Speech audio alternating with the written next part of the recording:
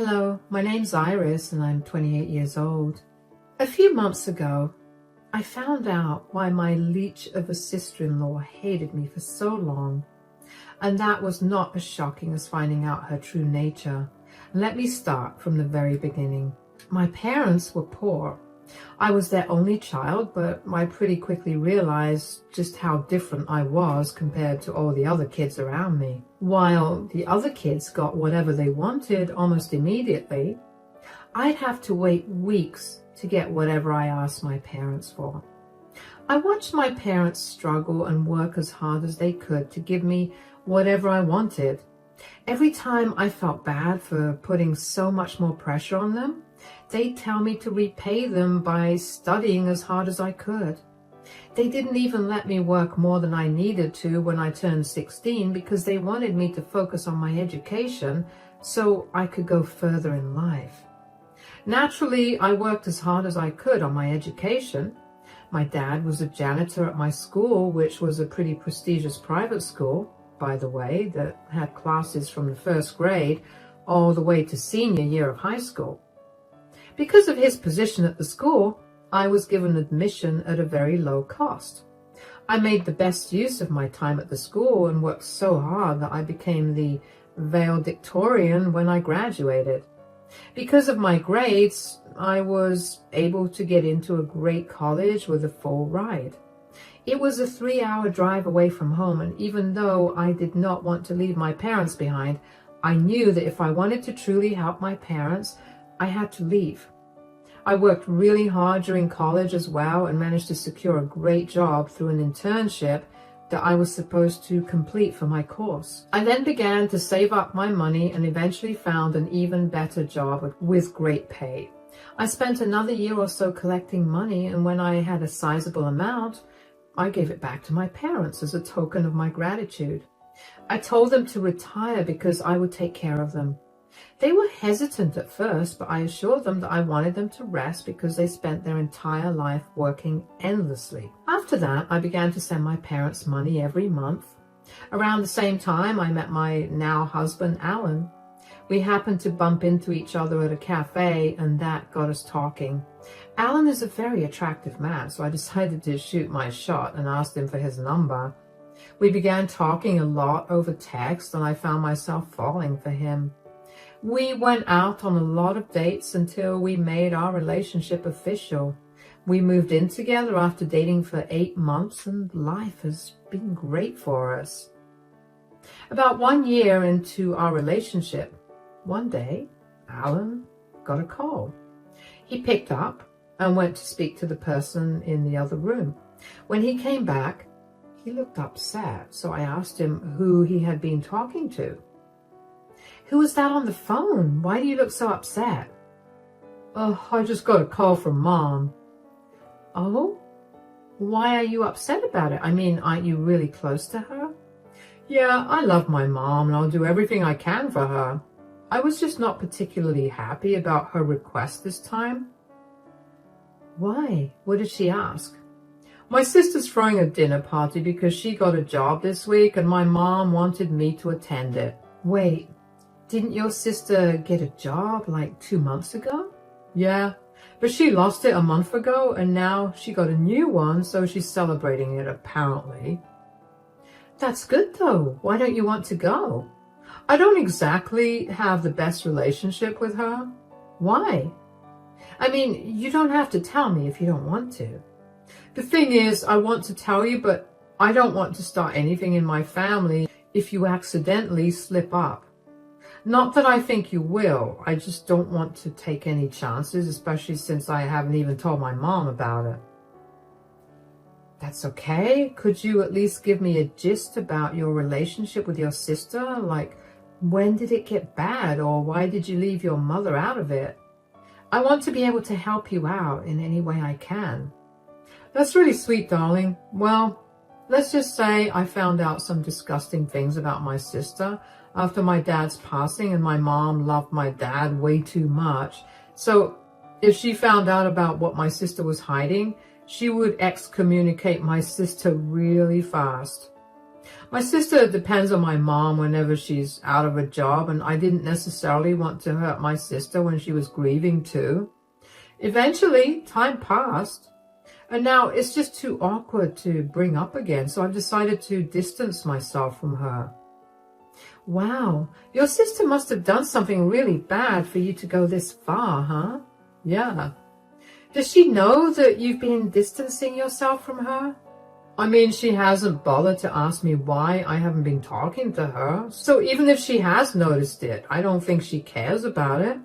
My mom figured something was going on, but she strongly believes in not interfering where she doesn't belong.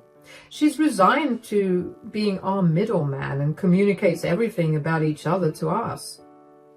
That must be hard on your mom, though. I know. This is why I told her I don't want any updates on Darcy unless they're really important. I see. Well, I know I haven't met your mom or sister yet, but do you think I could accompany you to your sister's dinner? I could be there with you as moral support, and I get to meet your family. Really? You would do that for me? Absolutely, darling. That's what I'm here for. Thank you so much. You have no idea how much easier that will make it for me. I couldn't believe that I'd gone so long without knowing this much about Alan's family. I knew that Alan's dad had passed away 2 years ago, and I knew that he had an older sister.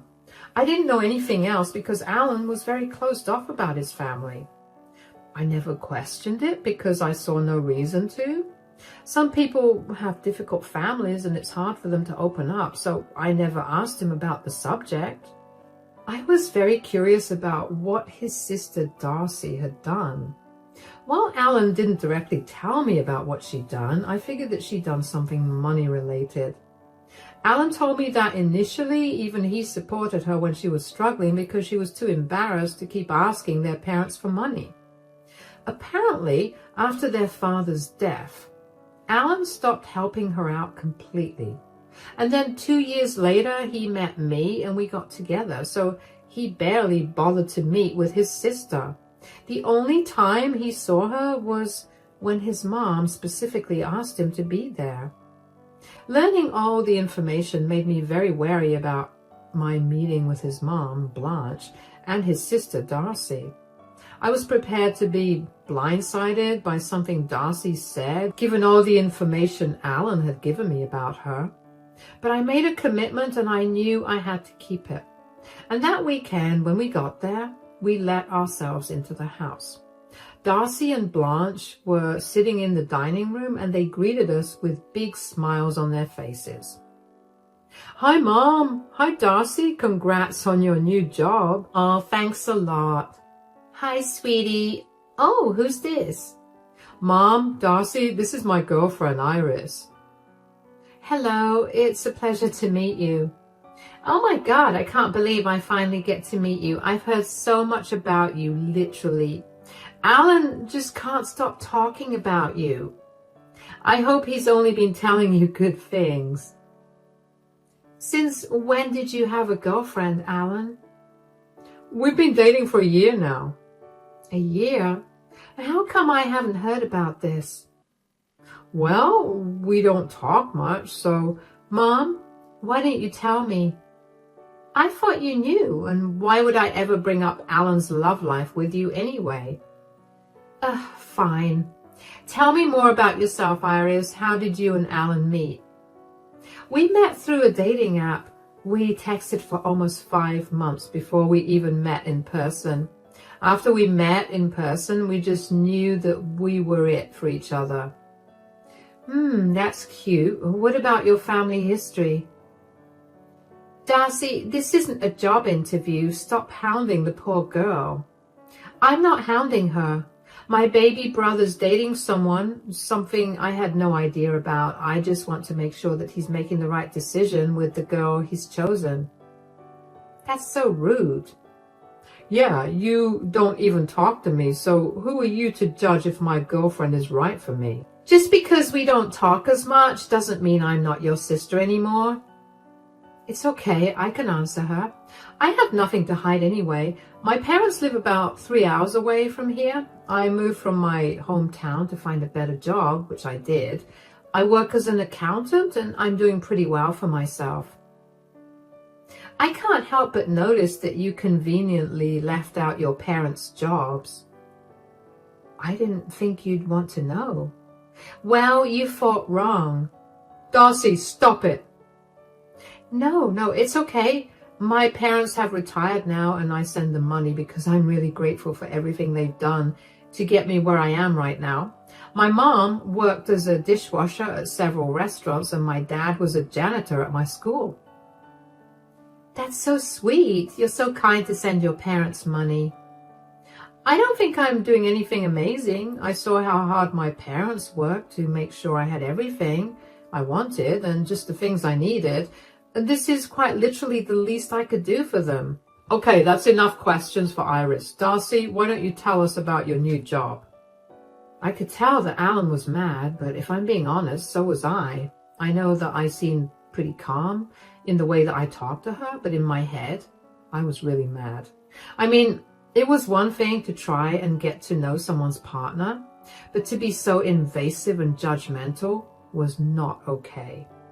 I don't know how well I could have conveyed Darcy's attitude, but during the entire conversation, she kept looking at me up and down in disgust. For the sake of keeping things cordial between us, I didn't say much for the rest of the dinner. I knew that if I had to have another conversation like the previous one with Darcy, I might have snapped and been mean to her. Instead, I chose to just remain a source of comfort for Alan. On our way back home from dinner, Alan apologized for Darcy's behavior. He told me that he would give Darcy a piece of his mind later on, but I told him to forget it. I didn't want to stir things up just as soon as I got introduced to his family. Over the next 3 years, Darcy was a pain in my side. She would not stop being passive-aggressive with her comments towards me. I could never get a read on why she hated me so much. She would always exclude me whenever she couldn't. She tried to humiliate me in front of Blanche.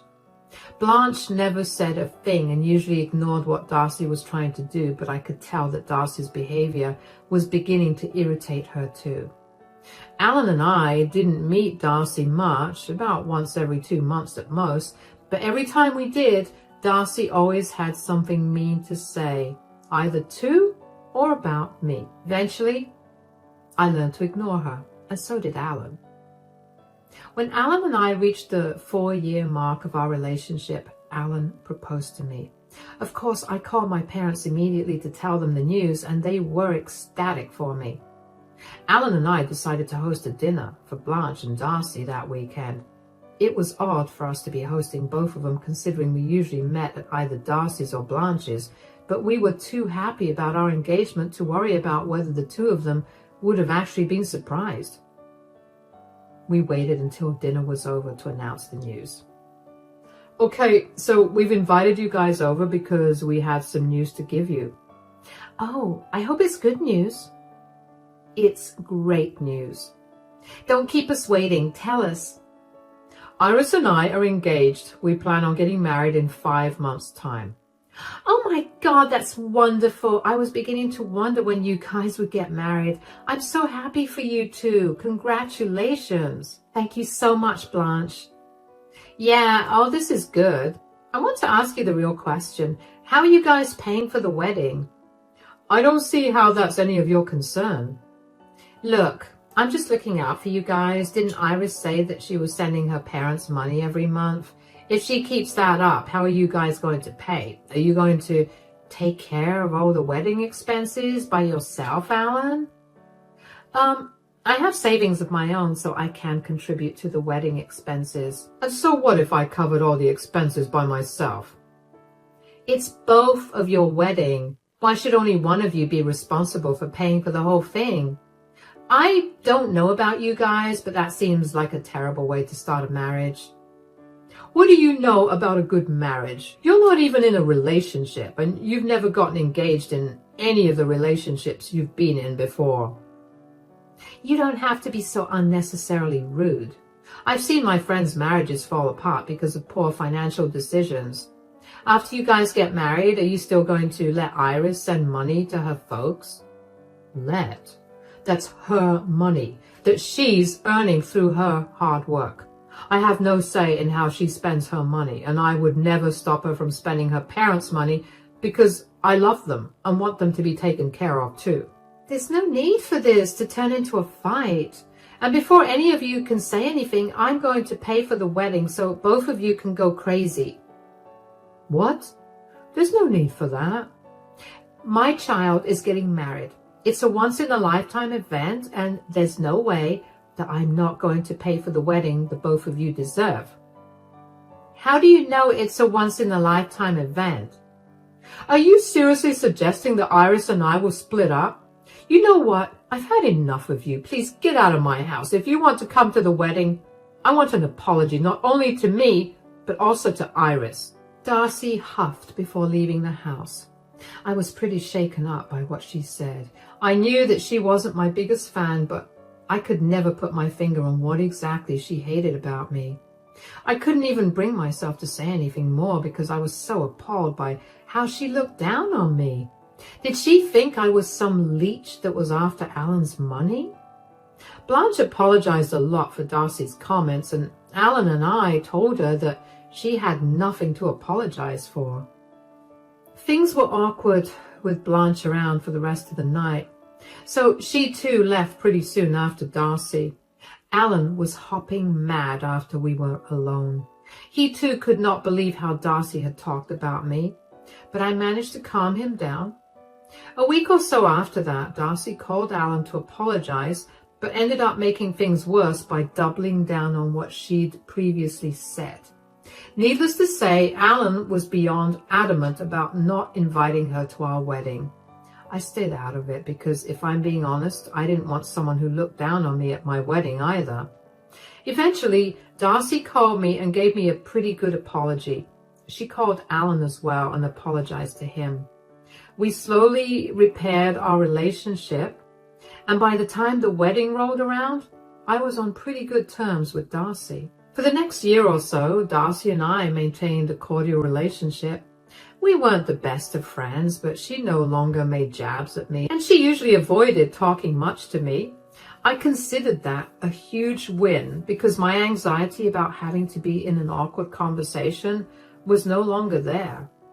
Alan still kept his distance from her, and he advised me to do the same. He still didn't tell me why, but I knew that whatever the reason might have been, it must have been big enough for him to be so cautious of Darcy. Anyway, one day, out of the blue, Darcy texted me with an invitation for a barbecue cookout at her place the following weekend. I showed the message to Alan, and even though he didn't want to go, I wanted to because this was the first time that Darcy had actually reached out to me. Alan agreed, and the following weekend we went over to her place. She told us that she was celebrating getting yet another job that's apparently the best paying job that she's ever gotten. She invited quite a lot of friends and family over, so I spent a good amount of time socializing with others before Alan reminded me to get some food for myself. I went up to where the food was and made myself a plate. Just as I was done, Darcy snatched the plate out of my hands. "What do you think you're doing?" I'm trying to get some food for me to eat." "Why do you think you can eat here?" "You invited me to a barbecue, so why wouldn't I be able to eat here?" "You need to wait for the leftovers, which I'm sure you're used to because of your poor upbringing." "Excuse me?" "What's going on? Where's your food, darling?" "Darcy's holding my plate." "Why are you holding her plate? Give it back to her." "Don't bother. She just told me to wait for the leftovers because apparently that's what I deserve considering my poor upbringing." "What? Darcy, did you really say that?" "Oh, please, Alan. We're all tired of pretending like we don't judge Iris for her upbringing. I mean, isn't it incredibly obvious that she only married you for your wealth?" "I did not marry Alan for his money. I married him because I love him. Have you treated me like trash all this time because you think I'm some gold digger?" "Look, I've watched my mother and brother squander away large amounts of money because they're too stupid to Distinguish between those that are really in need and those that are leeches. You are a leech. I mean, what more can anyone expect out of someone who was raised by parents who worked as janitors and dishwashers? Darcy, this is a disgusting mentality to hold. How dare you talk down to Iris like that? It's funny that you're looking down on Iris. At least she didn't steal $50,000 from her father. What? What do you mean? Oh, Darcy didn't tell you, Mom? Alan, that's enough. No, Mom doesn't know. So I feel like now is the best time for her to find out what a disgusting person you are. What do you mean? When Dad was in the hospital and barely able to make good decisions, Darcy tricked Dad into signing her a check for $50,000 so that she could go to Vegas and gamble it away with her friends. You know how Dad was so stingy with his money, right? He wanted to save up as much as he could so he could leave us all huge amounts of money. So not only did Darcy get her share of Dad's inheritance, but she also got an additional $50,000. What? Darcy, is this true? How dare you even find out about that, Alan? It wasn't that hard to put together. You missed Dad's funeral because you were hungover and too far away. You were already struggling financially, so when I saw pictures of you gambling on Instagram, I put two and two together. Also, the nurse told me that you visited Dad a day before your trip, and after a quick look at his bank account, I figured out what you did. Okay, that is enough. I can't look at you right now, Darcy. You disgust me more than anyone has in my entire life. I'm going to go home. I'm so sorry that Darcy treated you so poorly, Iris, but I guess this is what you get from someone like her. Blanche left immediately after that. I was beyond shocked, and Alan was fuming at Darcy. Everyone at the cookout was looking at us, and I could tell Darcy was beyond embarrassed. Before she could say anything to us, Alan grabbed my hand and led me back home. I waited until Alan cooled down to get him to explain what had happened for him to suddenly blurt the truth like that. He told me that he had enough of Darcy looking down on me when she had been the one asking everyone in the family for money because she was irresponsible. I asked why he would keep something so big from his mother. Like, I understood that Blanche would have been devastated, but he could have saved her a lot of money because she definitely would not have helped Darcy when she needed it in the last years. Alan had no answer for me. Instead, he texted Blanche a long apology and explained himself. She texted him back almost immediately to tell him that she was not mad at him, but she was a little upset that he kept the secret with him for so long. She asked us to give us some space to process what she'd found out, and Alan reluctantly agreed. The next day, Darcy came banging on our door, and thankfully I was the only one at home since Alan had gone grocery shopping. I opened the door and did my best to remain calm. What are you doing here, Darcy? Everything is your fault. What are you talking about? Mom has cut off all contact with me and refuses to see or talk to me after last week's cookout, and it's all because of you. How did you possibly come to that conclusion? If my stupid brother hadn't married a filthy peasant, I wouldn't be in this position right now. You still haven't let go of your elitism, huh? It's not elitism if I'm simply looking out for my family. You looked out for your family by stealing from your dying father? That is none of your business. You have no right to throw my family issues in my face. And you think it's okay for you to throw my family issues in my face? You think it's okay for you to discriminate against me based on my family history? But God forbid I bring up the single most horrible thing you could do to a dying parent. You've ruined my life. I should have tried harder to convince Alan to leave you. I don't know what kind of life you're living, but I can assure you that no amount of convincing would have made Alan leave me because he truly loves me. Yeah, he loves you and you love his money. Darcy, I didn't even know he came from wealth when I married him. I only found that out after we got married. I just thought you were a jerk, which was why you were treating me badly. I love him for who he is and would never dream of using him for his money.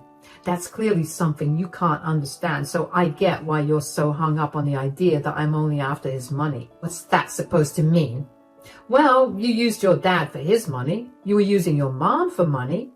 Before he met me, you used Alan for money. People are just ATMs to you.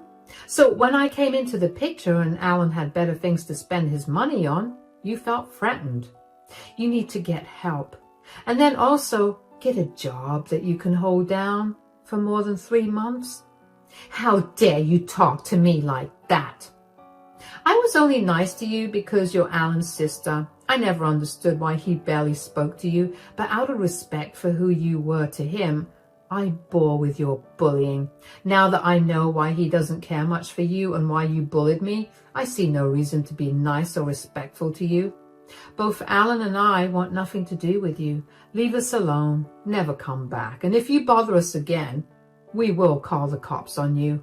Goodbye. I slammed the door on Darcy's face because I knew that if I gave her a chance, she would keep talking.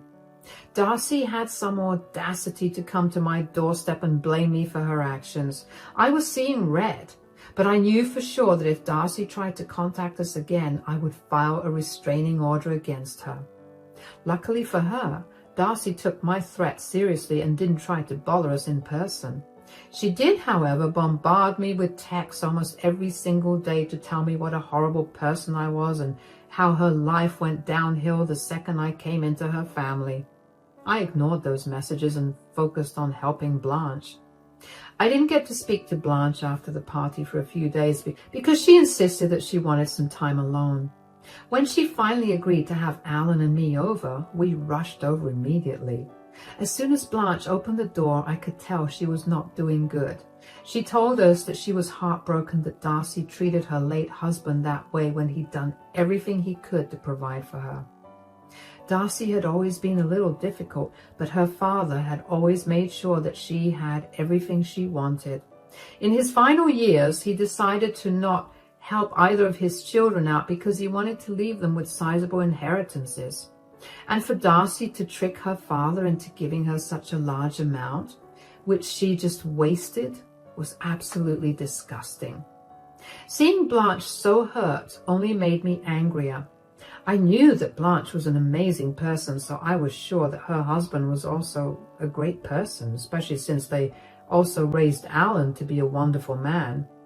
I couldn't understand how Darcy could have been so heartless to her own family, who had her back through every problem that she created for herself. Blanche also apologized to me over and over again for not standing up for me against Darcy.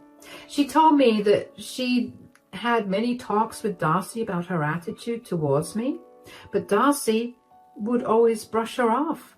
I told her that I don't mind that she didn't stand up for me because I didn't expect her to.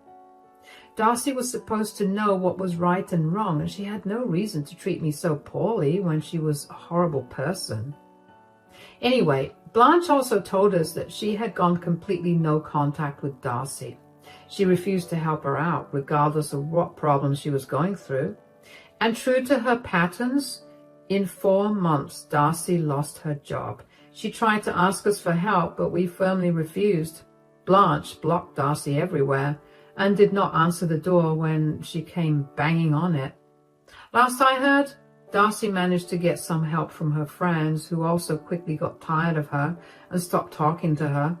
I have no idea what's going on with her now, but I'm sure that she's not doing well. As for Alan and I, we're doing great.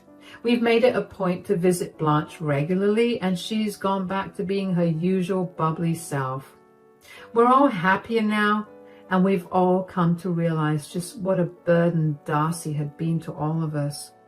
Anyway, we're all onto bigger and better things. Thanks for listening to my story.